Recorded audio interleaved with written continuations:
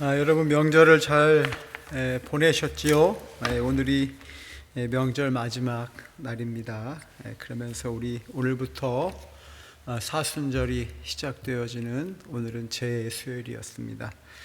명절 마무리 잘 하시고 또 내일부터 남은 한 주간 주님과 함께 동행하시면서 늘 언제나 감사와 기쁨으로 살아가시는 우리 성도들이 되시기를 바라겠습니다. 명절 기간이지만 온라인 예배를 통해서 우리가 함께 있는 자리에서 하나님을 예배하기를 원합니다. 자, 우리 찬송가 91장 슬픈 마음 있는 사람 함께 찬양하면서 우리 수요일 예배 시작하겠습니다. 찬송가 91장입니다. 슬픈 마음 있는 사람 함께 찬양합니다. 찬송가 91장 슬픈 마음 있는 사람 찬양합니다. 슬픈 마음 있는 사람 예수 이름 믿으면 영원토록 변함없는 기쁜 마음 얻으리. 예수의 이름은 세상의 소망이에요. 예수의 이름은 천국의 기쁨일세. 거룩하신 주의 이름 너의 방패 삼으라. 환난 시험 당할 때에 주께 기도드려라. 예수의 이름은 세상의 소망이에요. 예수의 이름은 천국의 기쁨일세. 존귀하신 주의 이름 우리 기쁨 되도다. 주의 품에 안길 때에 기뻐 찬송 부르리. 예수의 이름은 세상의 소망이에요. 예수의 이름은 천국의 기쁨일세. 우리 갈 길 나간 후에 보좌 앞에 나아가 왕의 왕께 경배하며 멸류관을 드리리. 예수의 이름은 세상의 소망이에요. 예수의 이름은 천국의 기쁨일세. 아멘. 우리 찬송가 261장 한 장만 더 찬양하겠습니다. 찬양을 부를 때 자꾸 이렇게 목에 좀 매임 증상이 있어요. 죄송합니다. 우리 찬송가 261장 이 세상의 모든 죄를 함께 같이 한 장 더 찬양하겠습니다. 찬송가 261장입니다. 이 세상의 모든 죄를 밝히시는 주의 보혈 성자 예수 그 귀한 피 찬송하고 찬송하세. 주님 앞을 멀리 떠나 길을 잃고 헤맬 때에 나의 뒤를 따라오사 친히 구원하셨도다. 흰 눈보다도 흰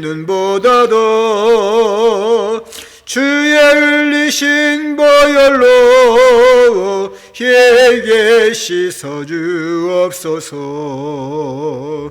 가시관을 쓰셨으니 피로 얼굴 물드셨고 십자가에 모진 고통 나를 위해 당하셨네. 말로 형용할 수 없는 구세주의 구속하신 그 은혜와 크신 사랑 찬송하고 찬송하세.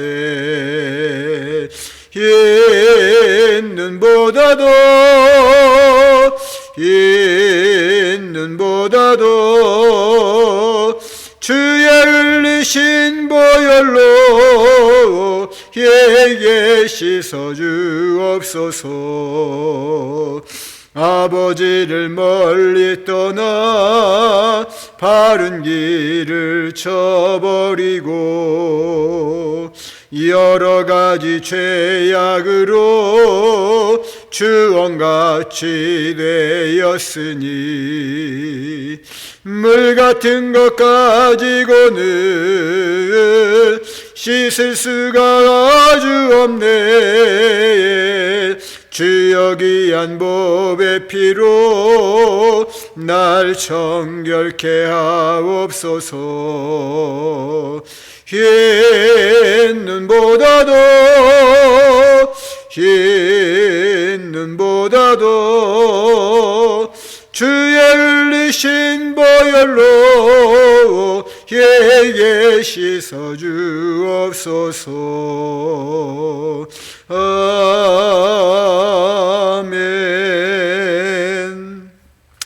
네, 우리 함께 같이 자신과 우리 각처에서 각자의 삶에서 드려지는 예배를 위해서 기도하겠습니다. 이 예배가 하나님이 받으시는 예배가 될 수 있도록 성령님 도와주세요 라고 기도하시고, 오늘부터 시작되어지는 사순절 40일의 시간 동안 부족한 저희들과 함께 동행하여 주시고 우리의 죄가 어떻게 사해졌는지를 주님 깨닫게 하여 주옵시고, 하나님의 나라와 영광을 위해 주의 말씀으로 더욱더 준비되어지고 또한 하나님 안에서 거룩한 삶을 살아가는 하나님의 사람 되게 해주세요라고 우리 자신 드려지는 예배와 우리 자신 사순절을 준비하면서 잠시 우리 기도하겠습니다.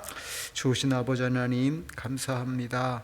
이 시간 사순절을 시작하는 이 수요일 예배, 하지만 저희 이 나라에 명절이 있고 또 명절의 마지막 날 우리가 함께 각자의 자리에서 온라인으로 함께 예배합니다.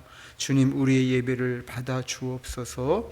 우리의 마음이 흩어지지 않게 하여 주시옵시고 우리 주님을 향해 집중하게 하시며, 무엇보다 오늘부터 시작되어지는 이 사순절의 시간을 통해서 우리 주님을 더욱 사랑하고 내가 져야 될 십자가를 지고 주님의 그 십자가의 은혜와 부활의 능력을 가지고 하나님 거룩한 삶을 살아가는 우리 성도들이 될 수 있도록 도와 주옵소서.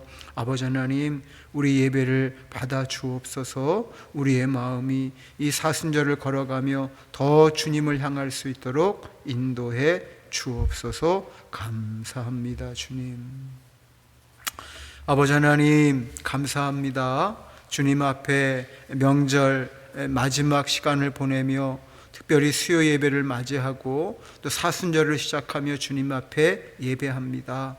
우리의 예배를 받아주시고 우리 한 사람 한 사람 주님의 십자가의 은혜로 또한 부활의 능력으로 다시 무장되어지고 하나님이 원하시는 또 하나님의 뜻 가운데 살아가는 거룩한 사람들로 이 40일 잘 준비되어 갈 수 있도록 인도하여 주옵소서. 아버지, 특별히 기도합니다. 오늘 이 예배를 통해서 남유다 왕인 여호사밧을 통해 주시는 말씀이 우리의 삶을 돌아보게 하는 말씀이 되게 하여 주시옵시고, 우리 개인과 가정과 교회와 특별히 이 나라와 이 민족을 위해 무엇을 붙들고 기도해야 될지 깨닫는 시간 되게 하여 주옵소서. 오늘도 성령을 통해 우리 각자에게 생명의 말씀을 들려주시는 예수님의 이름으로 간절히 기도하옵나이다. 아멘. 자, 우리 각 가정에서 지금 예배 드리실 텐데 얼마나 많은 가정에서 예배를 드리시는지는 모르겠지만 우리 같이 좀 인사하겠습니다. 우리가 이제 두 번째 새해를 맞이한 거잖아요. 이제 진짜 2026년이 된 거예요. 자, 그래서 우리 함께 이 시간 우리 덕담 한마디 합시다. 늘 성령 충만하시기를 바랍니다. 이렇게 여러분 가족들과 함께 인사 한번 하세요. 자, 시작. 늘 성령 충만하세요.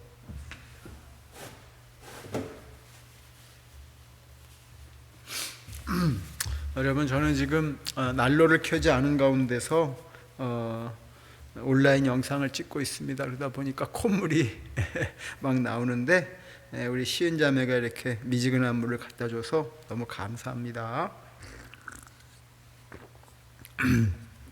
자, 오늘 하나님 말씀은 역대하 17장. 우리가 지난 수요일에는 6절까지 읽었잖아요. 오늘은 7절부터 9절까지 말씀 우리 같이 합독해서 역대하 17장 676쪽 구약에 있습니다.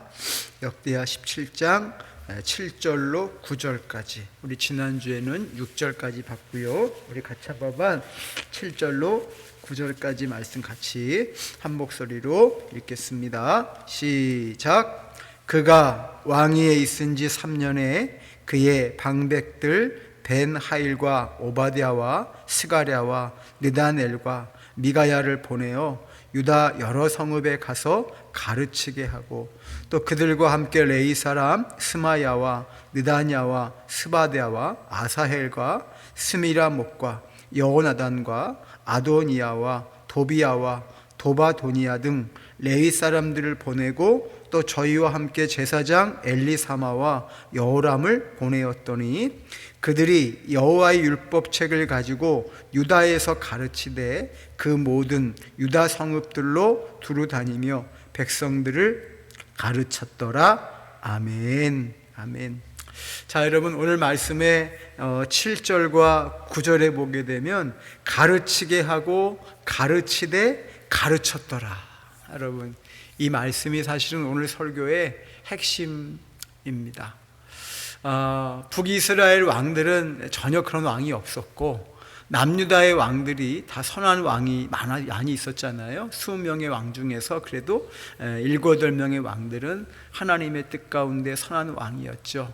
우리가 이미 보았던 그 20명의 왕 중에서 우리가 다윗은 해당되지는 않지만 어쨌든 여러분, 다윗부터 또 솔로몬 얼마나 지혜롭고 선한 왕입니까? 그렇죠? 그런데 어쨌든 이런 왕들이 하지 못한 일을 여호사밧 왕은 하게 되는데, 그게 바로 가르쳤다라고 하는 것입니다. 이 가르쳤다라고 하는 이야기를 우리가 한 단어로 말한다면 두 글자 뭐죠? 교육입니다. 교육. 그렇죠. 교육. 제가 지난주에 여호사밧 왕에 대해서 우리가 총 4번에 걸쳐서 나누겠다 그랬죠. 지난주에는 여호사밧 왕이 어떤 사람인가, 그리고 여호사밧의 종교개혁. 그렇죠. 왕이 된 지 얼마 되지 않았는데도 불구하고 그가 뭐예요? 바알을 섬기지 않았다. 당시에서는 당시 상황적으로 모든 국민적인 어떠한 삶 속에서, 백성들의 삶 속에서 바알을 섬기지 않는다는 것은 뭐예요? 이것은 섬기지 못하게 한다는 건 너무나 힘든 일이었다고 말씀을 드렸죠. 그럼에도 불구하고 여러분, 여호사밧 왕은 바알을 섬기지도 아니했고 또 백성들로 하여금 섬기지 못하게 했다. 왜요? 진정한 그들의 하나님이 계셨기 때문에 그는 그렇게 했다. 그래서 종교개혁을 일으켰다 하는 말씀을 드렸고요. 두 번째는 뭘 나눈다 그랬죠? 바로 교육에 대한 거. 학교를 세우고 백성들에게 신앙교육을 가르치고, 바로 이것이 여호사밧이 다른 왕들에게서 볼 수 없는 특이한 점입니다.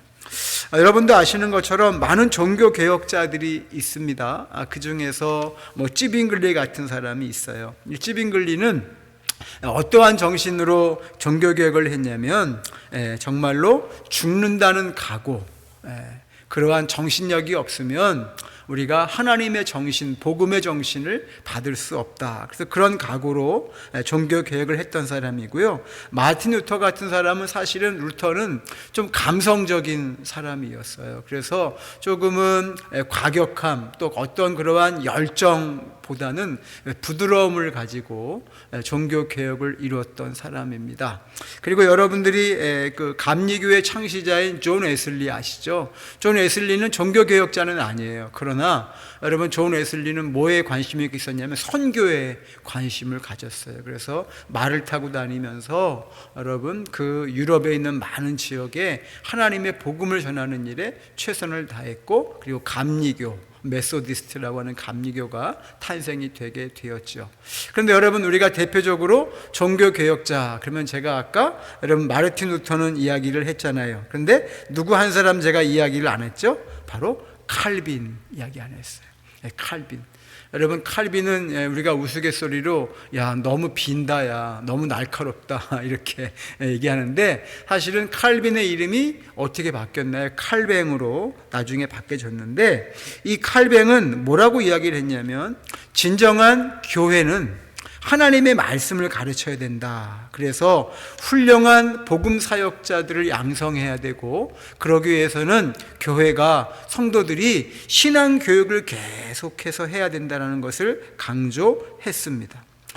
당시 종교개혁운동이 로마 카톨릭 교회로부터 거센 탄압을 받고 있어서 순교적 신앙으로 무장된 성도, 목회자가 많이 필요했어요. 그래서 칼뱅은 이것을 위해서는 하나님 말씀을 지속적으로 가르쳐 줄 수 있는 신앙의 교육기관이 필요하다. 그래서 1559년에 스위스 제네바에 말씀을 가르치는 아카데미를 설립을 하게 됩니다. 그는 제네바로 오기 전에 스트라스부르크 신학교에서 강의를 했거든요. 그런데 그의 마음속에 이런 생각을 가졌어요. 내가 언젠가 저 스위스 제네바에 기독교 학교를 세우겠다. 그렇죠. 여러분, 그런데 이 학교가 필요했던 이유가 뭐냐면, 당시에는 성직자들, 이 되고자 하는 사람들, 그 다음에 또 누구요?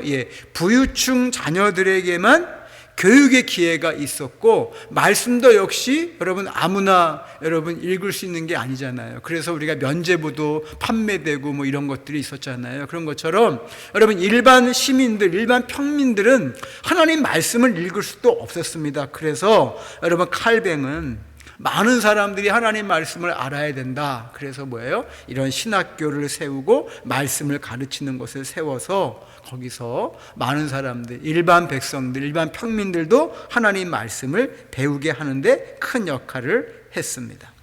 이 스위스의 제네바 아카데미는 개교 5년 만에 대학 준비 과정에 1000명이 넘는 학생이 입학을 했습니다. 그리고 대학 과정에는 300명이 공부할 정도로 스위스뿐만 아니라 전 유럽에서 호평을 받는 국제적인 학교로 자리를 잡았다고 해요. 그 학생 중에는 스콜랜드에서 온 존 낙스라고 하는 우리가 아는 유명한 그러한 목사님이 계신데, 그는 칼빈에게 배워서 고국으로 돌아가가지고 존 낙스는 역시 스코틀랜드에 학교를 세우게 됩니다. 1872년에 그 학교는 신학교에서 의과대학이 설립이 되면서 현재는 스코틀랜드의 종합대학으로 발전이 되었고요. 450년이 지난 오늘날까지 세계적인 기독교 명문대학으로 이렇게 많은 인재를 양성하고 있다고 합니다. 칼빈의 학교 설립 정신이 어디 있느냐? 그의 현관 표지석에는 잠언서 9장 10절 말씀이 쓰여져 있답니다. 제가 읽어드릴게요. 잠언서 9장 10절. 여호와를 경외하는 것이 지식의 근본이다. 여러분 다 아시죠? 여호와를 경외하는 것이 지식의 근본이다. 이 말씀을 쉽게 하면 하나님을 알아야 된다는 거예요. 모든 지식의 시작은 하나님을 아는 데서부터 시작된다라고 하는 거예요. 말씀을 잘 들어야 된다 이거죠. 칼빈은 모든 사람이 구원을 받고 하나님께 영광을 돌려야 하기 때문에 배워야 하고 또 그 아는 것은 교육을 통해 이루어질 수 있으므로 모든 사람들, 특별히 성도들에게는 하나님의 말씀이 의무적으로 가르침을 입어야 된다라고 생각을 했습니다. 좀 전에 말씀드린 대로 당시 교육은 소수의 귀족층 그리고 또 뭐예요? 성직자가 되고자 하는 사람들에게만 국한되어 있었기 때문에 평민들에게는 기회가 없었단 말이에요. 이런 상황 속에 칼빈은 모든 사람이 교육을 받고 더 나아가 하나님의 말씀을 배울 수 있는 그러한 장을 열었다라고 하는 측면에서 이러한 칼빈의 이 교육, 신앙 교육에 대한 열정은 오늘도 저와 여러분이 본받아야 될 모습입니다. 사실 그래서 이런 칼빈의 역할 때문에 우리나라 초기 선교 역사도 보게 되면 우리나라에 들어온 초기 선교사님들도 선교의 방법으로 어떻게 했죠? 지역마다 학교를 세웠습니다. 그래서 여러분 지금 뭐 이화여대, 이화여고 여기에 뿌리 그렇죠? 이화 그렇죠? 그 다음에 또 배제학당 여러분 또 연희 학당 여러분 이런 것들을 세웠죠. 이 배제 같은 경우는 지금은 배제대학 같은 경우는 대전에 있지만 처음에는 뭐예요? 어디에 세워졌는지는 정확하지 않아요. 중요한 것은 이런 학교를 통해서 하나님을 경외하고 이웃을 사랑하는 마음을 갖도록 선교사님들이 그렇게 처음부터 뭐예요? 학교를 세우고 말씀을 가르치는 쉽게 말하면 미션 스쿨부터 시작이 되었다고 하는 것입니다.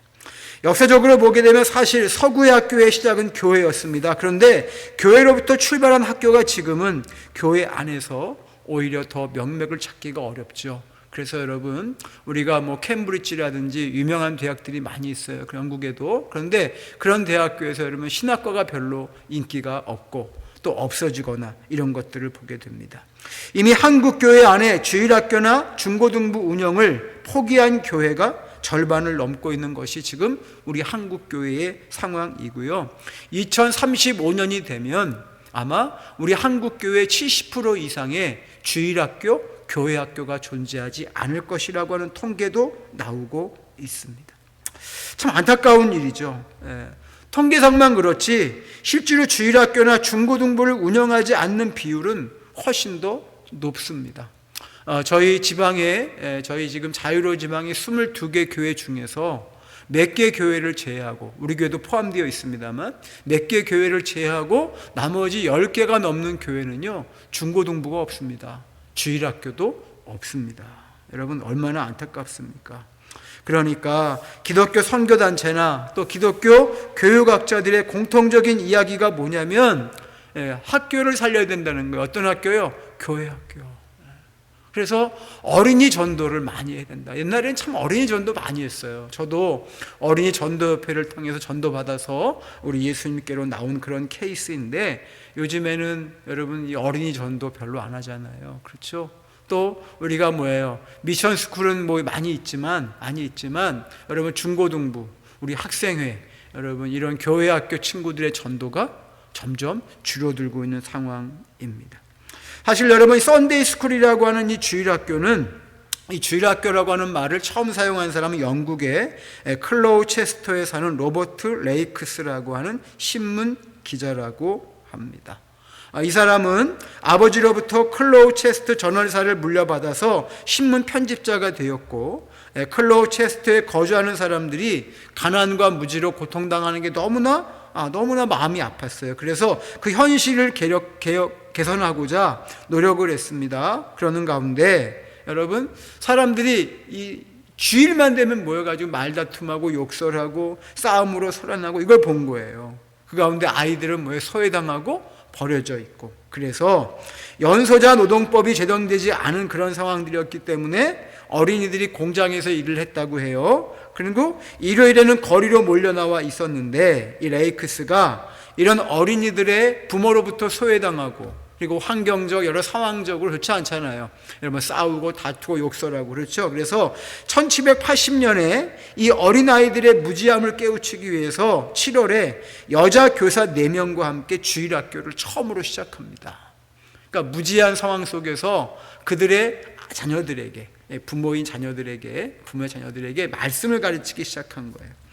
초기에는 소년들, 남자아이들을 위한 것이었지만 점차 여자아이들, 소녀들에게까지 확대했고요. 6세부터 14세까지의 어린이들에게 읽기와 쓰기, 산수, 그리고 성경과 그리고 요리문답을 가르쳤다고 합니다. 3년이 지난 후 비로소 그의 신문을 통해 이 주일학교 사업의 성과가 소개되었고, 주일학교는요 전 세계적으로 확산이 되기 시작했다고 합니다. 근데 한편으로는 주일학교의 운영에 반대 입장을 표하는 사람들도 많이 있었습니다. 왜냐하면 이 스코틀랜드 등지에서는 안식일의 평신도가 가르치는 이는 제4계명을 범하는 것이다. 그렇죠. 이렇게 또 이야기하는 사람도 있어서 제재를 당하기도 했지만, 어쨌든 당시의 교회 교육은 일요일에만 행해졌기 때문에 썬데이 스쿨, 주일학교라고 하는 이름이 붙여졌습니다.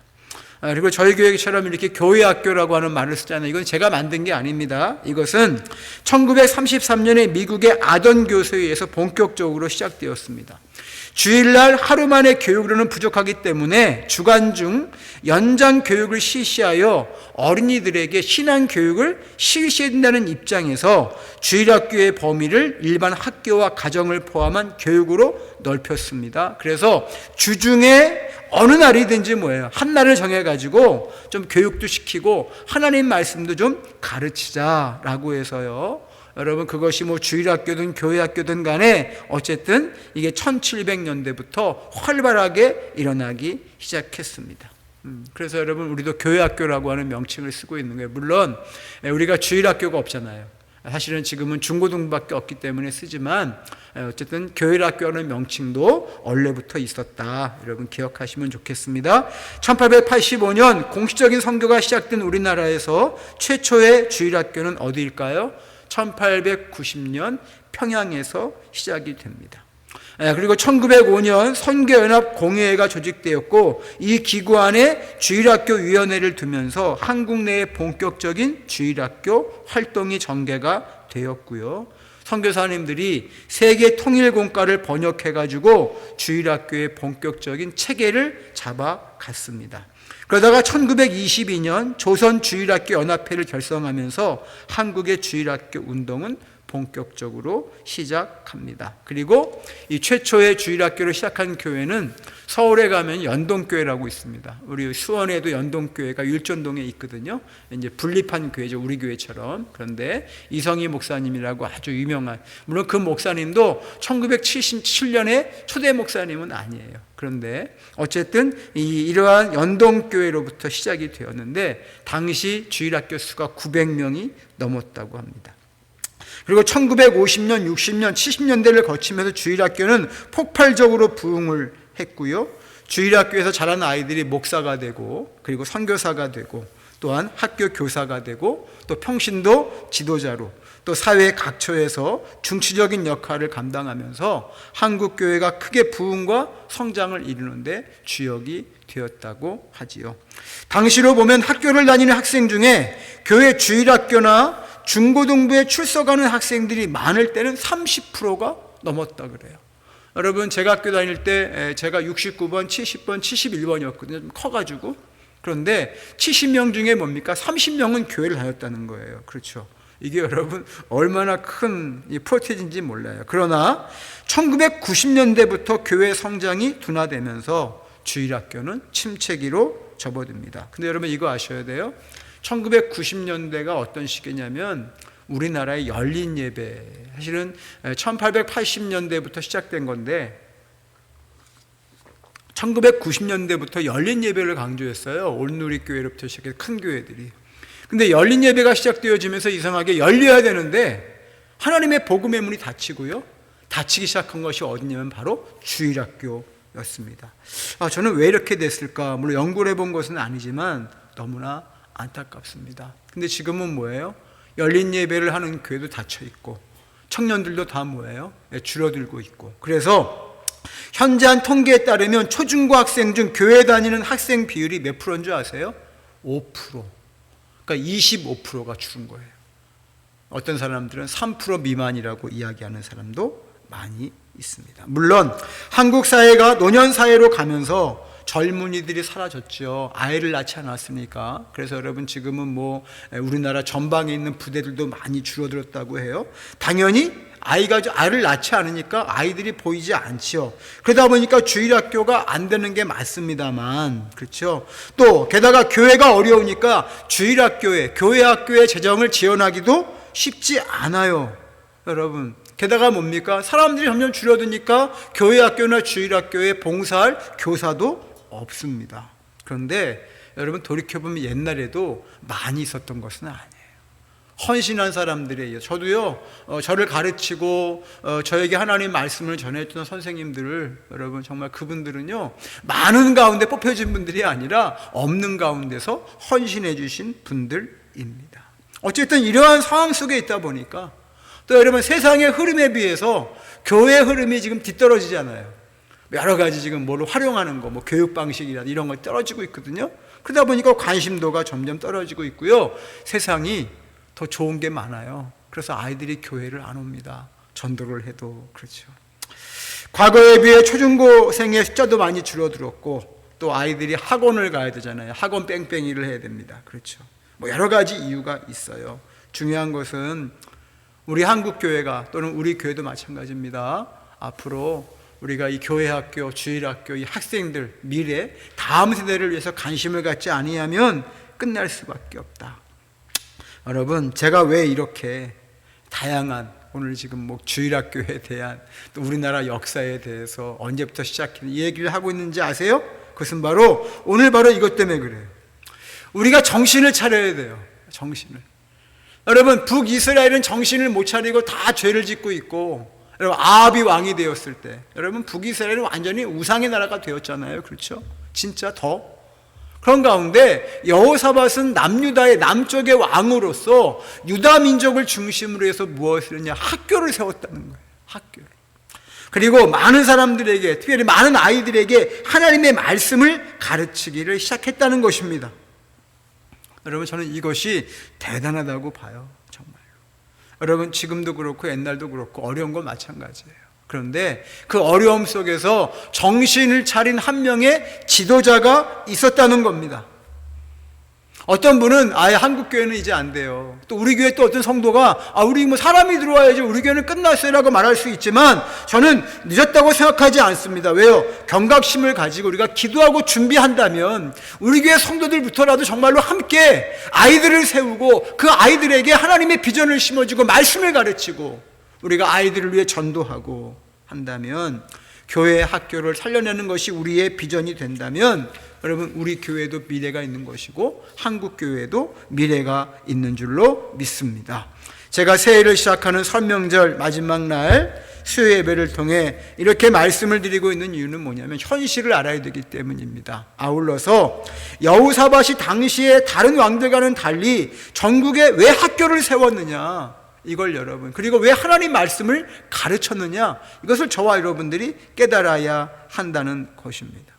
여호사밧은 35살에 왕이 되었어요. 근데 왕이 된 지 몇 년 만에요? 3년 만에 전국적으로 대대적인 종교 교육을 실시합니다. 물론 여러분, 남유다든 북이스라엘이든 간에 하나님을 배경으로 하고 있죠. 하나님을 믿는 민족이기 때문에 그것이 가능할 수 있습니다만, 중요한 것은 뭐예요? 많은 사람들이 지금 우상단지에 빠져 있습니다. 그리고 누구든지 다음 세대를, 미래를 준비하려고 하는 사람은 없는 가운데 여호사밧은 그 일을 했다는 겁니다. 자, 보세요. 유다의 모든 성에 고위층 관리들을 교사로 파견을 합니다. 자, 7절에 나오는 베나일, 오바댜, 스가랴, 느다넬, 미가야, 이 사람들이 누구냐면요, 고위층 관리의 자녀들이에요. 그 왜 그러냐? 바로 고위층 관리들의 자녀들이 먼저 하나님 말씀을 배워서 알았기 때문에. 그래서 여러분, 이러한 사람들이 하나님 안에서 교사로 사용될 수 있도록 그렇게 배치를 했다는 겁니다. 이건 여러분 지도력입니다. 리더십입니다. 네, 8절에 보세요. 여러 이름이 등장되어지죠. 이 사람들은 누구냐? 제사장들이 많이 나와요. 그렇죠, 제사장. 이들이 9절을 보니까 여호와 율법책을 가지고 유다의 모든 성을 순회하면서 백성들을 가르쳤다. 그러니까 여러분, 우리가 순회 선교만 이야기하는데 사실은 여러분, 이스라엘 백성들은 여러분 이렇게 돌아다니면서 말씀을 가르치고, 우리가 사도 바울이 보게 되면요, 사도 바울을 우리가 말하기를 순회 선교사라고 이야기하잖아요. 돌아다니면서 이렇게, 그렇죠? 근데 이미 구약 시대 때부터 뭐예요? 다니면서 하나님의 말씀을 가르치기 시작했다. 그래서 오늘날 새로운 교회가 등장되었어요. 어떤 교회인 줄 아세요? 주중에 안 모입니다. 주중에 안 모여요. 안 모이고 주일날 딱 한 번 모인대요, 그 교회는. 뭐 하느냐, 주중에는. 목사님들이, 또 전도사님들이, 뭐 몇 명인지는 모르겠지만 각 지역을 다니면서 성도들의 각처 가정을 다니면서 예배드리고 하나님 말씀 나누고 이렇게 한대요. 부부가 또는 가정이 또는 개인 홀로 이렇게 하면서 하나님 말씀을 배우고 가르치고, 우리 모여서는 뭐예요? 일주일에 뭐예요? 한 번 예배드립니다. 이렇게 하면서. 여러분, 저는 그 이야기를 들었을 때 그래, 구약의 방식을 따르고 있구나, 참 좋다, 이런 생각도 했어요. 그렇죠. 여러분, 어쩌면 요즘의 시대에 맞는 모습이 아닌가라는 생각도 해봅니다만, 자, 성경이 여호사밧을 선한 왕이라고 말하는 이유가 어디 있느냐, 바로 이거예요. 전국에 레위인과 제사장, 그리고 그 말씀을 가르칠 수 있는 사람들을 보내서 백성들에게, 자녀들에게 하나님의 말씀을 가르쳤기 때문이에요. 제가 늘 말씀드리잖아요. 성경에서는 강조하고 있는 단어가 제일 중요하다. 아까 7절에 가르치게 하고 9절에 뭐라고요? 가르치되 가르쳤더라, 이거예요. 여러분, 이렇게 한 왕을 소개하면서 가르쳤다, 이 에듀케이션, 이 교육에 대한 거 있잖아요. 이 티칭에 대한 부분들을 이렇게 많이 강조하고 있는 왕은 없습니다. 여러분, 물론 하나님 사랑하고 우상을 다 멸절시키고 여기에 전념을 다했기 때문에 여호사밧이 선한 왕이기도 하지만 하나님 말씀을 전하는 일에 최선을 다했다고 하는 사실입니다. 여호사밧은 백성들을 하나님의 뜻대로 다스렸어요. 근데 그러기 위해서는 뭐예요? 백성들이 먼저 뭘 알아야 됩니까? 하나님 말씀을 알아야 되죠. 그래야만이 하나님의 뜻을 알 거 아니에요. 그렇죠.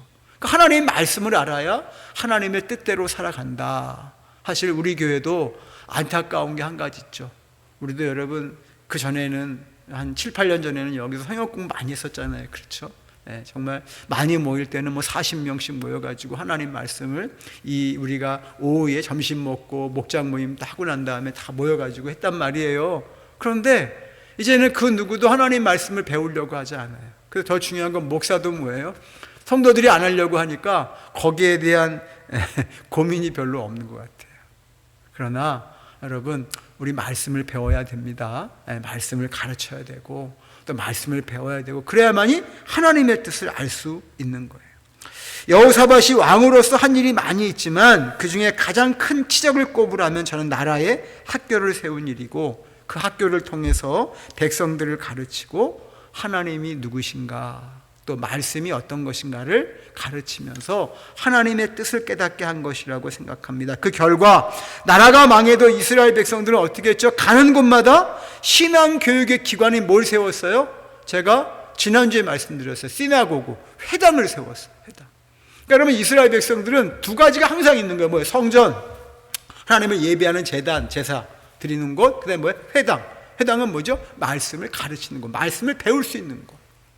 이게 항상 있었죠, 유대인들에게는. 여러분, 사실은 유대인들이 어떤 그런 율법적인 것들을 회당에서 많이 가르쳤지만 사도 바울과 같은 경우는 회당에서 뭘 가르쳤어요? 예수 그리스도의 복음을 가르쳤어요. 그렇죠. 그러니까 여러분, 그들의 삶에는 늘 뭐가 있었다? 말씀이 있었다는 거예요. 오늘 우리 교회에도, 저와 여러분의 삶에서도 여러분, 우리가 정말 다음 세대가 또 다음 세대를 낳고 계속해서 우리가 가문이, 믿음의 가문이 세워지기 위해서는 하나님의 정신 속에 정말 우리 모두가 있기 위해서는 뭐예요? 말씀이 살아 움직여야 됩니다. 여러분, 왜 이스라엘이 이스라엘인가 한번 생각해 보세요. 하루아침에 말씀을 그냥 몇 번 배웠다고, 몇 세대만 말씀을 알았다고 되는 게 아니에요. 이 정신이 뭡니까? 구약부터 신약, 여기 지금까지 뭐예요? 계속해서 흘러내려오고 있는 것입니다. 그러니까 뭐가 생겨요? 하나님 정신이 생기죠. 말씀 정신이 생기죠. 유대인들에게 한 가지 정말로 제일 안타까운 거, 제일 불쌍한 거, 그게 뭐죠? 예수님 정신은 없다는 거예요. 그렇죠. 하나님 정신은 있는데, 근데 저와 여러분들은 뭘 가지고 있어요? 하나님 정신도 있고 예수님 정신도 있고 성령의 정신도 있잖아요. 그렇죠? 그렇다면 우리는 어떻게 해야 됩니까? 우리는 더욱더 하나님 말씀을 가르치는 일에 최선을 다해야 됩니다. 나부터 하나님 말씀을 가까이 하고 모르면 가르쳐 달라고 이야기를 하셔야 되고요. 하나님 말씀을 배우고 싶습니다라고 이야기하셔야 돼요. 그런데 우리는 뭐 이렇게 주일날 바쁜지 다들 그냥 1시간 예배 드리면 다 가요. 다 가요. 만약에 우리가 여러분 참 솔직하게 우리가 정말 1시간만 예배 드리고 다 간다면 우리는 아까 제가 좀 전에 말씀드린 그 교회처럼 주중에 말씀을 배우고 주일날은 예배만 드리는 이런 교회가 되는 게 나을 수도 있을지 모릅니다. 여러분, 이스라엘 백성들은요 끝까지 포기하지 않았어요. 뭘요? 하나님 말씀을 가르치는 그러한 장소에 대한 부분들을 포기하지 않았습니다. 그래서요 AD 70년 그러면 여러분 뭐가 생각나십니까? AD 70년은 이스라엘 백성들의 이게서는 아주 치욕적인 그러한 날이에요. 왜 그렇죠? 로마의 티투스 장군에 의해서 예루살렘 성전이 무너지고 예루살렘에 다 뭐예요? 가옥이나 성의 모든 것들이 다 불타버려요. 그리고 이스라엘 백성들이 다 끌려갑니다. 다 끌려가. 그래서 여러분 이 AD 70년은 이스라엘 역사에서도 나오죠. 아주 치욕적인 날로. 그런데 여러분 이렇게 치욕적인 일을 당하기 전에 벤 자카이라고 하는 그러한 예루살렘의 랍비가 있었습니다. 이 사람이 여러분 이 로마가 공격을 해오기 전에 총사령관을 만나게 됩니다. 이 공격의 모든 것들을 책임지고 있는 사령관을 만나죠. 로마의 사령관을. 그래서 벤 자카이가 뭐라고 얘기하냐면 모든 성을 또 모든 가옥을 다 무너뜨리고 불태워도 좋습니다. 그런데 조그만한 방 하나라도 좋으니 10명가량의 랍비들이 공부할 수 있는 그러한 공간만 좀 남겨두시면 안 되겠습니까? 로마 총사령관이 물어요. 왜 그걸 남겨둬야 되느냐 그랬더니 우리는 하나님의 백성 아닙니까? 그러니 하나님 말씀을 좀 배워야 하겠습니다. 저는 랍비니 하나님 말씀을 가르쳐야 되고 그리고 남아있는 사람들에게 하나님 말씀을 가르쳐야 되고 남아있는 사람들은 하나님의 말씀을 배워야 되지 않겠습니까? 간절히 호소를 합니다. 로마의 총사령관이 목숨을 걸고서 자신 앞에 나와 그 이야기를 하고 있는 이 랍비 공부할 장소 하나를 남겨달라는 그 이야기를 듣고요 여러분 그렇게 해 주었습니다. 그래서 예루살렘이 불태워지고 성전이 파괴되고 9만여 명의 유대인들이 학살을 당합니다. 그런데 약속대로 작은 랍비 학교만은 남겨두었다고 합니다. 이게 왜 중요한지 아세요? 유대인들은 이 작은 학교를 통해서 오랜 세월 동안 그들의 지식과 또 오랜 조상들의 전통, 율법, 말씀 그리고 신앙을 가르쳤고 지켜온 거예요. 그들이 여러분 얼마나 많은 어려움을 당했습니까? 특별히 누구에 의해서요? 나치에 의해서. 그렇죠? 우리가 아우슈비츠 이러한 것들을 보게 되면 여러분 얼마나 불쌍하고 얼마나 많은 유대인들이 죽었습니까? 그런데 그 아우슈비츠 수용소에서도 그들은 하나님 말씀을 가르쳤대요. 그렇죠? 이 시작이 어디냐? 랍비 벤 자카이라고 하는 사람으로부터 시작이 되었어요. 벤 자카이는 지금도 우리나라 방정환 선생님 같은 경우에 어린이날을 만드신 분이라 그래서 사람들이 잊지 않잖아요. 그렇죠. 그런 것처럼 벤 자카이도 이스라엘의 정말 유대인들의 교육을 위해 헌신한 사람이다라 그래서 민족의 스승으로 지금까지 많은 사람들의 기억 속에 남겨지고 있다고 합니다. 여러분 이렇게 교육이 중요한데 우리 그리스도인에게 더 중요한 것은 뭘까요? 신앙 교육입니다. 신앙 교육. 자, 집에 계시죠? 편하게만 예배 드리시면 안 됩니다. 잠언서 우리 22장 6절 말씀 같이 읽고 마칠게요. 잠언서 22장 6절 이렇게 말씀드려도 안 찾으시는 분들은 안 찾으시더라고요. 근데 여러분 찾아봅시다. 잠언서 22장 6절 찾으셨어요? 우리 같이 한 번만 잠언서 22장 6절 혹시나 성경책도 없이 오늘 수예배 드리시는 분들이 있다면 회개하시기 바랍니다. 정말로요. 우리 같이 한 번만 말씀 읽겠습니다. 시작. 마땅히 행할 길을 아이에게 가르치라. 그리하면 늙어도 그것을 떠나지 아니하리라. 아멘. 오늘 제가 여러 신앙에 대한 말씀보다는 교육에 대한 말씀을 많이 드렸지만, 여호사밧의 신앙교육을 통해 나의 신앙교육, 나는 정말로 하나님 말씀을 잘 배우고 있는가, 그리고 우리 교회 학교 중고등부 학생들 신앙교육의 중요성을 우리 모두가 깨닫고 교회 미래의 자녀들을 위해서, 여러분, 그래도 아직까지 우리에게는 자녀들이 있잖아요. 그러니까 기도하고요, 또 우리 교회가 다음 세대들을 전도하는 일에 우리가 좀 더 최선을 다할 수 있는 계기가 되고 또 기도할 수 있는 은혜가 되었으면 좋겠습니다. 하나님 말씀을 사랑하고 하나님의 신앙의 교육을 끝까지 전하는 우리 교회와 모든 성도들이 되시기를 주님의 이름으로 축원합니다. 그래서 여러분, 여호사밧 그러면 여러분 잊지 마셔야 돼요. 아셨죠? 예, 우리 잠시 기도하겠습니다. 이 시간 기도하실 때 하나님, 우리 한 사람 한 사람도 여러분, 믿음은 들음에서 나잖아요. 들음은 그리스도의 말씀이라고 했단 말이에요. 그렇죠? 그래서 우리가 말씀을 배워야 돼요. 오늘 우리가 지난주 새벽에도 함께 봤잖아요. 예? 씨 뿌리는 땅의 비유를 통해서. 그렇죠? 여러분, 씨가 뭐예요? 말씀이에요. 하나님, 그 말씀의 씨가 제 안에서 아름답고 축복된 열매, 하나님이 기뻐하신 열매 맺어지게 하여 주시고, 우리 가정 속에도 신앙의 교육이, 말씀의 교육이, 우리 교회 안에도 말씀의 교육이, 신앙의 교육이, 교회 학교를 위해 기도해 주세요. 우리 선생님들 위해 기도해 주세요. 최가병 집사님 사명감을 가지고, 우리 오윤미 집사님 사명감을 가지고, 또 우리 오은선 선생님 사명감을 가지고 우리 교육부서 아이들에게 몇 명밖에 안 된다, 그런 쓸데없는 소리 하지 말고 말씀을 똑바로 가르치게 해주세요라고 기도해 주시고, 우리 청년부 인원이 많아졌습니다. 여러분, 청년부 우리 김수영 집사님, 백공 집사님 온전한 말씀, 제대로 된 말씀을 가르치게 해 주옵소서. 또 저를 위해서 같이 기도해 주시길 바라고, 목자들을 위해 함께 같이 우리 기도하도록 하겠습니다. 할렐루야. 사랑이 많으시고 은혜가 충만하신 아버지 하나님, 감사합니다. 우리 모두가 주님 안에서 말씀을 배우는 일에 하나가 되게 하여 주시옵소서. 특별히 말씀으로 이 땅 가운데 오신 예수 그리스도의 그 사랑과 은혜를 기억하게 하여 주시옵시고, 아버지 하나님, 그 말씀 안에서 우리의 삶을 돌아보게 하여 주시고, 특별히 우리 교회가 정말 주님 안에서 교회학교, 우리 청년부, 그리고 다음 세대를 말씀의 교육으로, 신앙 교육으로 잘 준비해 갈 수 있도록 인도해 주옵소서. 감사합니다, 주님. 자, 우리 찬송가 546장, 찬송가 546장입니다.